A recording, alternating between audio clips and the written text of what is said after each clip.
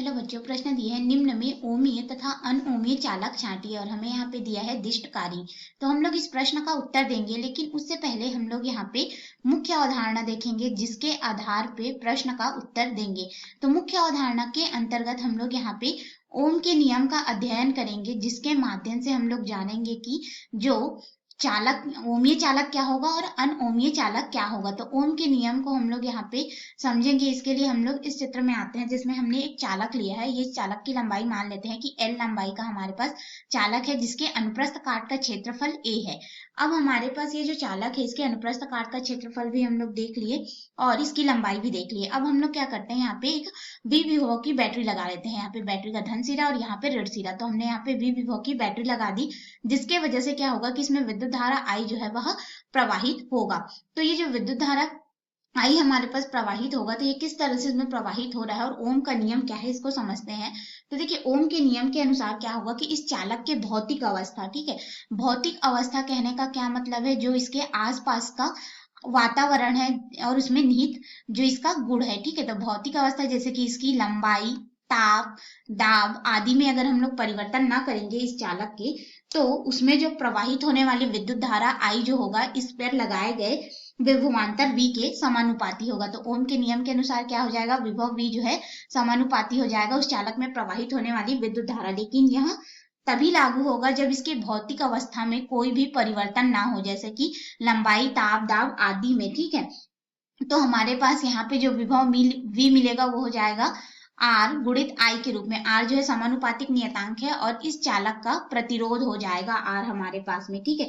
तो ये हो गया ओम का नियम और हम लोग इसे समीकरण 1 व 2 नाम दे देते हैं। अब इसके अनुसार अपने प्रश्न में आएंगे। तो प्रश्न में हमें दिया गया है कि ओमीय और अनओमीय चालक को छांटना है। तो सबसे पहले हम लोग यहाँ पे देखेंगे कि ओमीय चालक क्या होता है, जिसे हम लोग मुख्य अवधारणा में ओम का नियम देखे उसी के आधार पे, ठीक है। तो ओमीय चालक वह चालक होगा जो कि ओम के नियम का पालन करता है, यानी कि V समानुपाती I के समीकरण को संतुष्ट करेगा, या फिर कह सकते हैं विभव V बराबर R गुणित I के रूप में। यानी कि अगर हम लोग चालक में विभव V लगाएंगे तो वह उसमें प्रवाहित होने वाली विद्युत धारा और उस चालक के प्रतिरोध के गुणनफल के बराबर मिलेगा, तभी वह क्या होगा, ओमीय चालक होगा। तो ओमीय चालक में मुख्य रूप से हमारे पास वे धातु आते हैं जो विद्युत का चालन करते हैं, जैसे कि हमारे पास चांदी हो गया, सिल्वर, ठीक है, सोना हो गया Au, और कॉपर हो गया, तांबा, आयरन हो गया। ये सभी हमारे क्या होते हैं, ओमीय चालक में आते हैं और भी है जो कि विद्युत का चालन करते हैं। अब इसी तरह से हम लोग यहाँ पे देखेंगे कि अनओमीय चालक क्या होता है।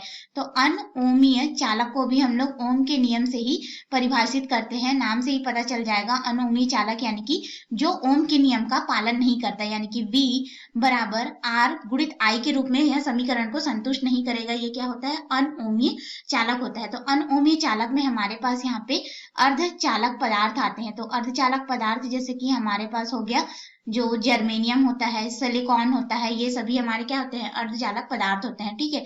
और डायोड हो जाएगा, ये जो अर्धचालक पदार्थ से बने हुए होते हैं, ट्रांजिस्टर हो गया, थर्मिस्टर हो गया, ये सभी हमारे क्या है, अनओमीय चालक में आते हैं। अब हमें यहाँ पे मुख्य प्रश्न में अगर देखें तो बोला गया कि दिष्टकारी अनोमीय चालक होगा कि ओमीय चालक होगा। तो देखिए, जो दिष्टकारी होता है ये हमारा किससे बना होता है, डायोड। डायोड को हम लोग भिन्न भिन्न रूप में जोड़ करके बनाते हैं। तो हमारे पास यहाँ पे ये जो दिष्टकारी होता है, ठीक है, इसे अगर हम लोग देखें तो ये क्या हो जाता है, इसे हम लोग रेक्टिफायर भी कहते हैं।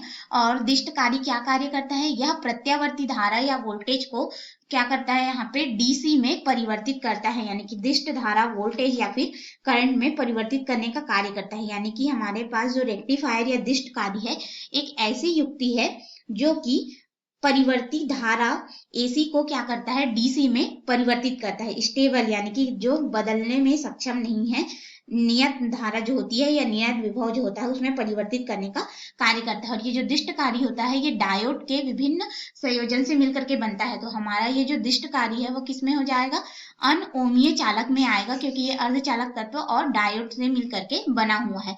तो ये रहा हमारे प्रश्न का उत्तर कि दिष्टकारी जो है अनओमीय चालक में आएगा, जो कि आशा है आपको इस प्रश्न का उत्तर समझ में आया होगा।